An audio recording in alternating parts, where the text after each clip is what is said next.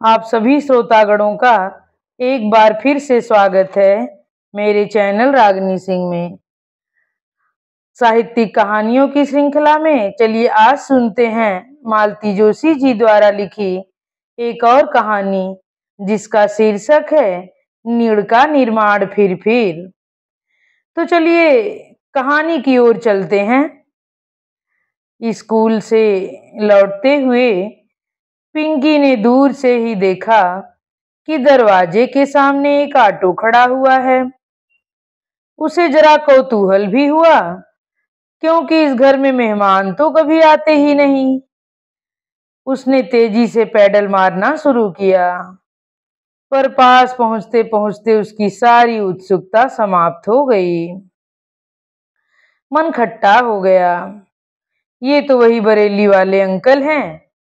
पता नहीं यहाँ क्यों चले आते हैं, जबकि यहाँ कोई उनसे सीधे मुंह बात नहीं करता। बस एक नानी ही थोड़ी बहुत लिफ्ट देती हैं। उसका कहीं इतना अपमान हो तो वह उस घर की ओर झांक कर भी न देखे, पर इन्हें देखो जब तब मुंह उठाए चले आते हैं। मन की सारी हिकारत चेहरे पर ओढ़कर वह गेट के पास तनकर खड़ी हो गई। सोच लिया कि आज इन्हें बाहर से ही विदा कर देगी। कह देगी मम्मी आज देर से आने को कह गई हैं। नानी का भी मामा जी के यहाँ जाने का प्रोग्राम था। अंकल नीचे उतरकर शायद चिल्लर के लिए जेब टटोल रहे थे। पिंकी उनसे कुछ कहती, इससे पहले ही वे बड़े अधिकार से बोले, पिंकी जरा नानी से रुपए की चिल्लर तो लाना। कितनी चाहिए? उसने अनायास पूछ लिया। 40 पैसे। जब तक वह अपना छोटा सा बटुआ खोलकर पैसे निकालती, अंकल अटैची उठाकर दंदनाते हुए गेट के अंदर दाखिल हो चुके थे। उसे अपने ऊपर इतना गुस्सा आया। भला इतना सौजन्य बरतने की क्या जरूरत थी? पर सच तो यह था कि अंकल के बदले हुए तेवर ने उसे हैरत में डाल दिया था। आज तो उनका नक्शा ही और था।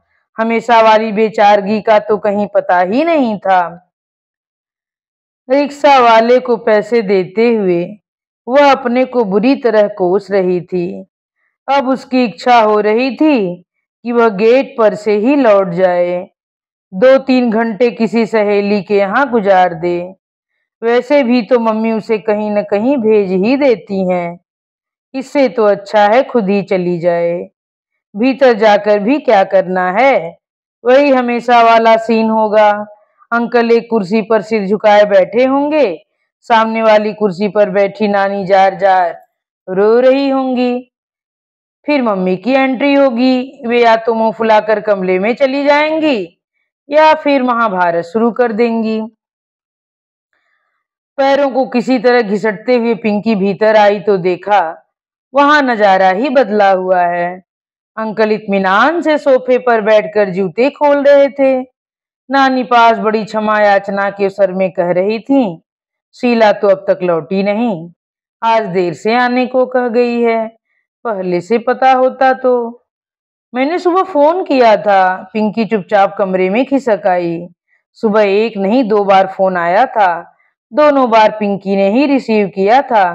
पहली बार मम्मी नहा रही थी, दूसरी बार भी अपनी लूना स्टार्ट कर रही थी। पिंकी ने फोन पर बड़ी बेरुखी से बात की थी। उसे इस आदमी से ही नहीं, उसकी आवाज तक से नफरत हो गई थी। इसीलिए उसने बड़े बेमन से मैसेज लिया था और बड़ी आसानी से उसे भूल गई थी। सच जिंदगी कितने मजे से गुजर रही थी कि 1.5 साल पहले यह शख्स एक हादसे की तरह घर में दाखिल हुआ। घर में जैसे कोहराम मच गया था। पिंकी को ठेल ठाल कर पड़ोस में भेज दिया गया था, पर वह बच्ची नहीं थी। लौटकर भी उसने वातावरण के तनाव को सूंघ लिया था। उसके बाद तो जैसे यह सिलसिला ही शुरू हो गया। जब भी वे आते घर को एक अजीब सी बदहवासी से भर देते। मम्मी तो उस समय पहचान ही नहीं जाती। उनके चले जाने के बाद भी कितने ही दिनों तक वे वैसी ही चिड़चिड़ी और गुस्सैल बनी रहती। या तो नानी से हफ्ते भर के लिए बोलचाल ही बंद हो जाती, या फिर दोनों दिन रात लड़ती रहती। मम्मी नानी से कहती, तुमने ही उसे शह दी है, तभी उसे हौसला हुआ है, नहीं तो इधर आंख उठाकर देखने की भी उसकी जरूरत नहीं थी। हैरान परेशान पिंकी ने आखिर एक दिन पूछ ही लिया। मम्मी से पूछने का तो सवाल ही नहीं था, नानी से ही पूछा। नानी ये कौन है, हमें तंग करने बार बार क्यों आ जाते हैं? नानी थोड़ी देर तक सोचती रही, फिर बोली, बेटे तुम्हारे अंकल हैं, बरेली में रहते हैं, यहाँ पर क्यों आते हैं? इस बार भी नानी को कुछ सोचना पड़ा, फिर बोली, क्या पता कोई जमीन जायदाद का मामला होगा, नहीं तो इतने चक्कर क्यों कोई काटेगा। नानी उन्हें जो भी चाहिए दे दिलाकर रवाना करो, हमें कुछ नहीं चाहिए, बस कहो कि हमारा पीछा छोड़ दें। पिता के परिवार से पिंकी को जरा भी लगाव नहीं है, बल्कि उन लोगों से वितृष्णा सी हो गई है। जो व्यक्ति अपने बीवी बच्चों को छोड़कर विदेश चला गया है, यही नहीं वहां उसने अपना नया घर भी बसा लिया है, ऐसे व्यक्ति को पिता कहते उसे शर्म आती है। और जब पिता से ही कोई सारोकार नहीं रहा, तो उसकी जायदाद की औकात ही क्या है। उसे किसी की खैरात नहीं चाहिए, दाल रोटी मजे से चल रही है, चलती रहेगी। अब उसकी समझ में आया कि इस आदमी को देखते ही उसे आग सी क्यों लग जाती है।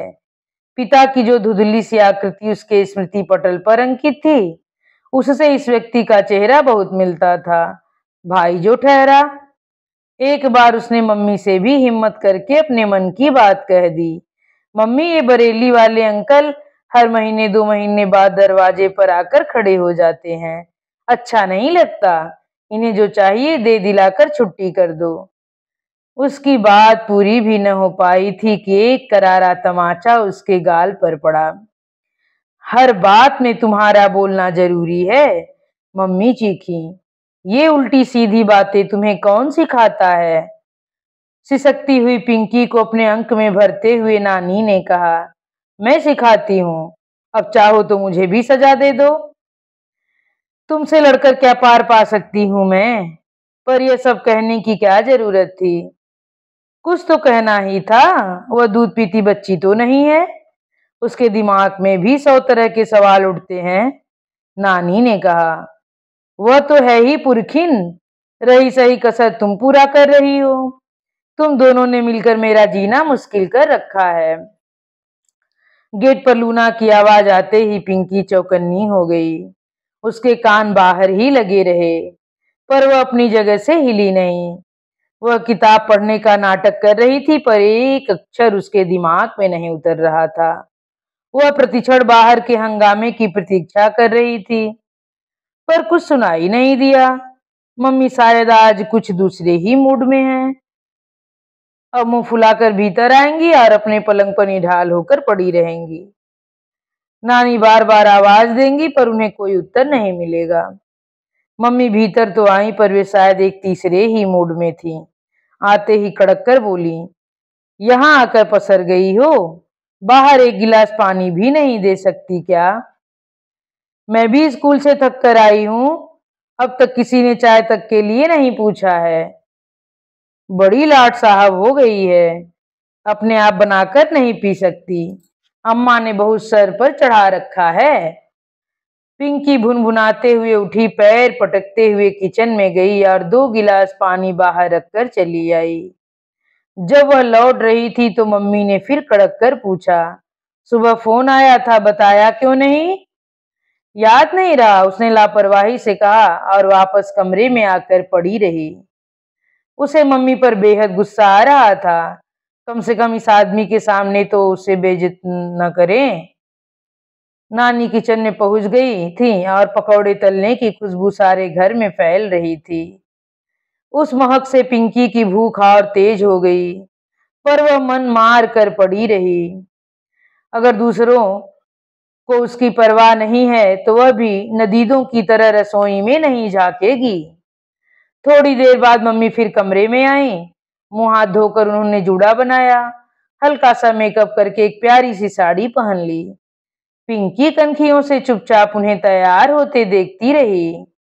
बाहर जाते हुए मम्मी ने जैसे दीवार को सुनाकर कहा, हम लोगों को लौटने में देर हो सकती है, खाने पर इंतजार मत करना। पिंकी के कान एकदम खड़े हो गए। तो क्या मम्मी अंकल के साथ बाहर जा रही हैं? नहीं तो हम लोगों का क्या मतलब है? उसे तो सोचकर ही झुरझुरी हो आई। वैसे पिछले दिनों में एक बात पिंकी ने नोट की थी, मम्मी का रुख कुछ नरम हो चला था। शायद यह नानी की सीख का असर हो। नानी को उसने अक्सर कहते सुना है, कल को पिंकी की शादी करनी है कि नहीं, तब कन्यादान कौन करेगा, और तुम्हें परेशानी क्या है? समझौते का प्रस्ताव तो उधर से आया है, तुम्हारी नाक तो नीची नहीं हो रही है ना। पिंकी की शादी अभी कोसों दूर थी, पर नानी को अभी से उसकी चिंता हो गई थी। पर एक बात पिंकी ने मन में ठान ली थी, अगर पिता के पक्ष का कोई भी व्यक्ति उसकी शादी में शरीक हुआ तो वह मंडप छोड़कर भाग जाएगी। उसका बस चले तो आज ही इस बात का ऐलान कर दे। पर मम्मी के डर से चुप रह जाती है।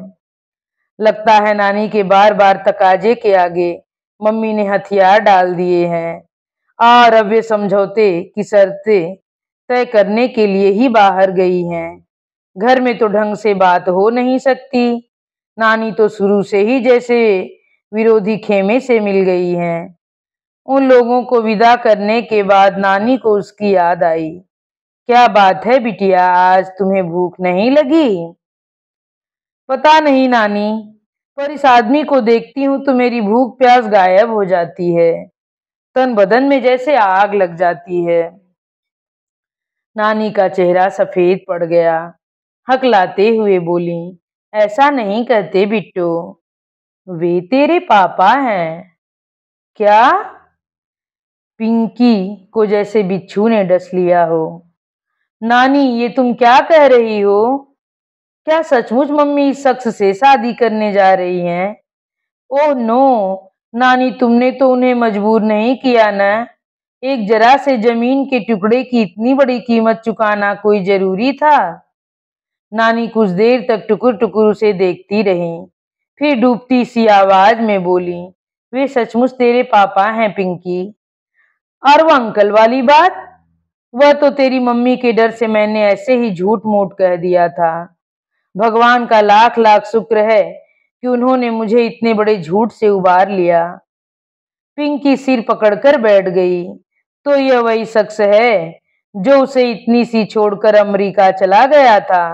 अब 12 साल बाद इसे बीवी और बच्चों की सुध आई है। क्यों नानी, ये महाशय तो अमेरिका गए थे ना, फिर लौट क्यों आए? क्या गोरी मेम ने गेट आउट कर दिया? तेरे हाथ जोड़ती हूँ पिंकी, ऐसी उल्टी सीधी बातें मत कर। बड़ी मुश्किल से तेरी मम्मी को मनाया है, अब तू मेरे किए किराए पर पानी मत फेर।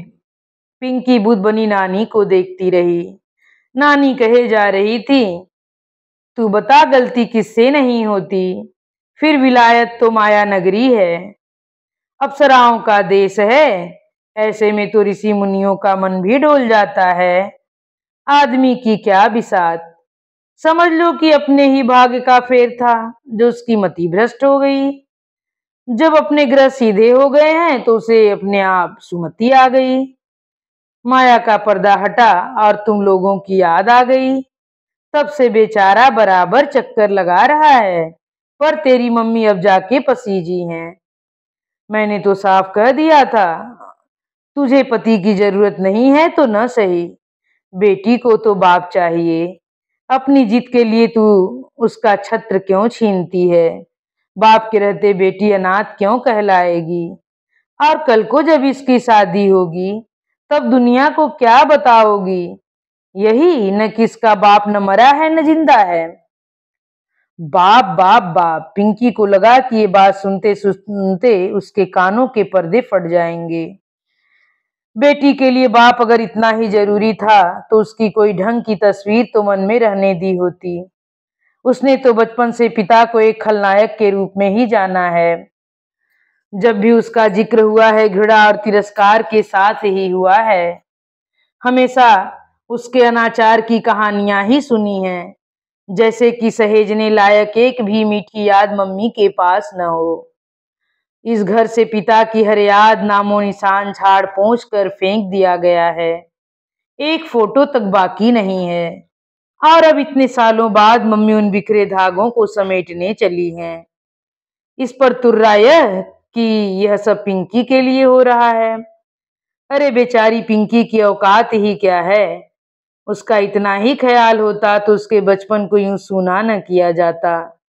पिता बहुतों के नहीं होते, पर उनकी मधुर यादें होती हैं। उन यादों से मन बहल जाता है, सूनापन संवर जाता है। आज जब उसे पिता शब्द से ही वितृष्णा हो गई है, तो उनका आसन फिर से झाड़ पोंछ कर चमकाया जा रहा है। अगर यह सब कुछ पिंकी के लिए हो रहा है, तो कोई उससे पूछता क्यों नहीं? उसकी राय का क्या कोई महत्व नहीं है? या कि वह समझौते की एक शर्त भर है? इससे ज्यादा कुछ नहीं। और अंतिम इन्हीं शब्दों के साथ यह कहानी यहीं पर समाप्त होती है। आप सभी श्रोतागणों से एक बार फिर से मेरा विनम्र अनुरोध है कि मेरे द्वारा बोली जाने वाली यह कहानी अगर आप लोगों को पसंद आई हो, तो कृपया मेरे चैनल को सब्सक्राइब, वीडियो को लाइक और कमेंट करके अपने सुझाव जरूर जरूर दीजिए। धन्यवाद।